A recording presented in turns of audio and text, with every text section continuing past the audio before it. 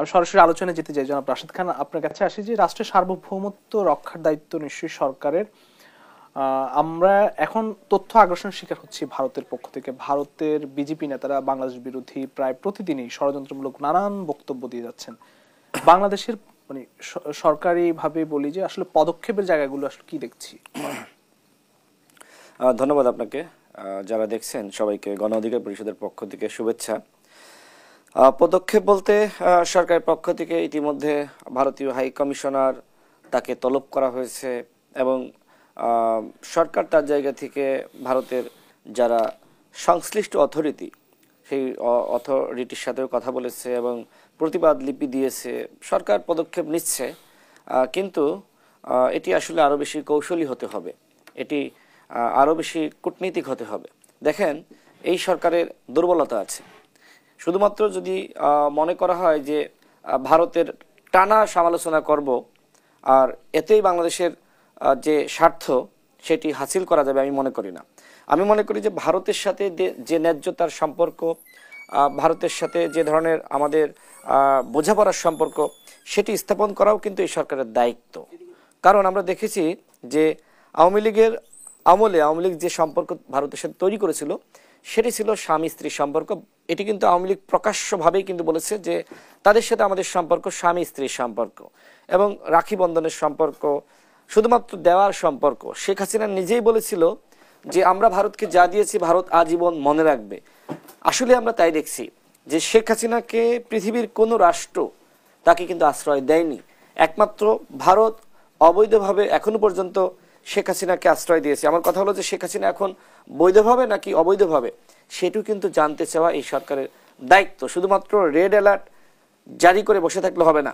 শেখ হাসিনাকে এনিহাও বাংলাদেশে ফিরিয়ে আনার যে কূটনীতিক সম্পর্ক সেটি তৈরি করতে হবে, অন্যথায় কিন্তু গণহত্যার বিচার সম্ভবপর হবে না।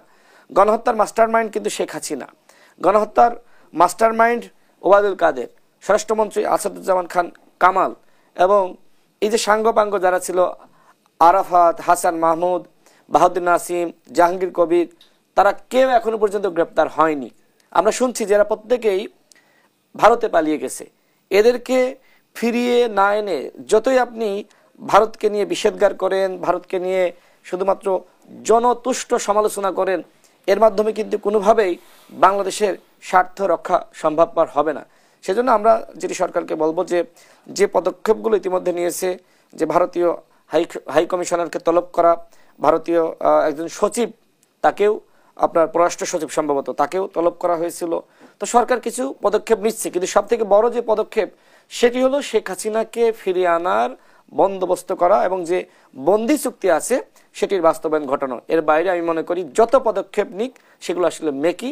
সেই পদক্ষেপের মাধ্যমে বাংলাদেশের আসলে কোনোভাবেই স্বার্থ রক্ষা হবে না, গণহত্যার বিচার করতে হবে। এই জন্য শেখ হাসিনাকে ফিরিয়ে আনাই হবে একমাত্র এবং এক নম্বর পদক্ষেপ।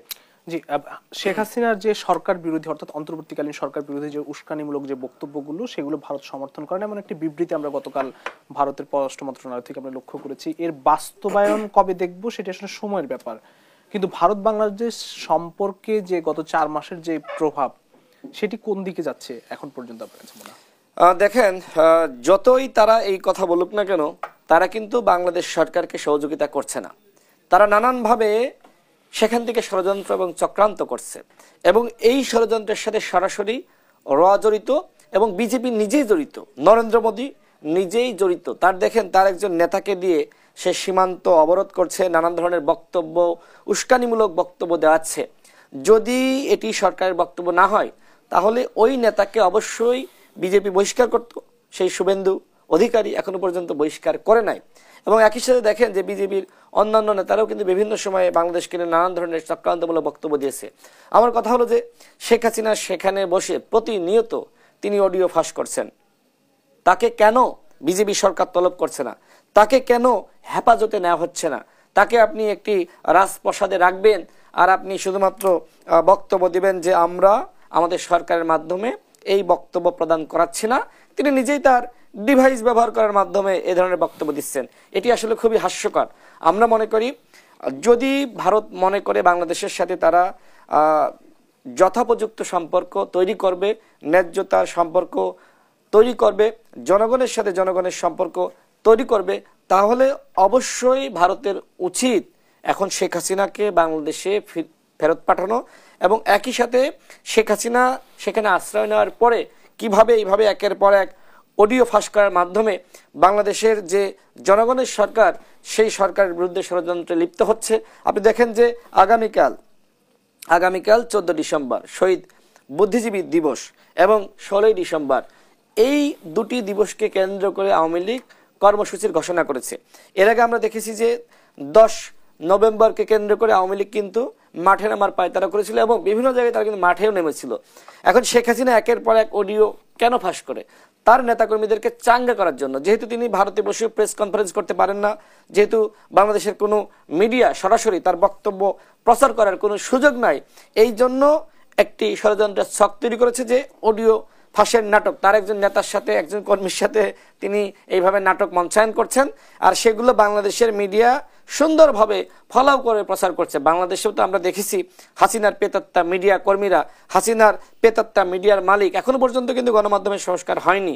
হয়তো কোনো কোনো ক্ষেত্রে আমরা দেখেছি যে কিছুটা হয়তো সংস্কার হয়েছে, কিছুটা পরিবর্তন হয়েছে, কিন্তু সেই মিডিয়ার মালিকানা এখনো পর্যন্ত পরিবর্তন হয়নি। সেই যারা দালাল সাংবাদিক ছিল কয়জনকে, 3-4 জনকে হয়তো আপনি আইনের আওতায় এনেছেন, কিন্তু যারা বাংলাদেশের গণমাধ্যমকে ধ্বংস করেছে তার জন্য দায়ী কারা? তার জন্য দায়িত্ব সাংবাদিকদের একটি অংশ, যারা প্রধানমন্ত্রীর বিভিন্ন কনফারেন্সে গিয়েছেন, গণভবনে ঢুকেছেন, বঙ্গভবনে ঢুকেছেন, তাদেরকে এখনো পর্যন্ত গ্রেপ্তার করেনি। সেই তারাই কিন্তু আমরা দেখছি ছলে বলে কৌশলে তারা কিন্তু হাসিনার যে সংবাদ সেটি প্রচার করছে। আমরা মনে করি অন্তর্বর্তীকালীন সরকারের উচিত হবে আইন করে হাসিনার এই অডিও ফাঁসের যে নাটক এবং একের পর এক যে ফাঁস হচ্ছে এবং বাংলাদেশের গণমাধ্যমে প্রচার করছে, এটি আইন করে বন্ধ করতে হবে। বাংলাদেশের কোনো গণমাধ্যমে, কোনো সংবাদপত্রে, কোনো টেলিভিশনে, এমনকি ফেসবুক, এমনকি ইউটিউবে, সেখানে কোনোভাবেই হাসিনার এই অডিও প্রকাশ করা যাবে না, সেই আইন জারি করতে হবে। তাহলেই কিন্তু বাংলাদেশকে স্থিতিশীল রাখা সম্ভবপর হবে।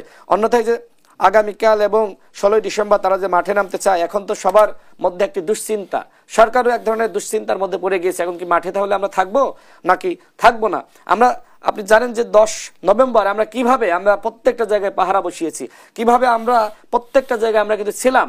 এবারও কি তাহলে আমরা আমাদের শহীদ বুদ্ধিজীবী দিবস পালন না করে, আমরা ফুল দিয়ে শ্রদ্ধা জানাতে না জানিয়ে আমরা কি তাহলে রাজপথ পাহারা দিব? এইভাবে কতদিন?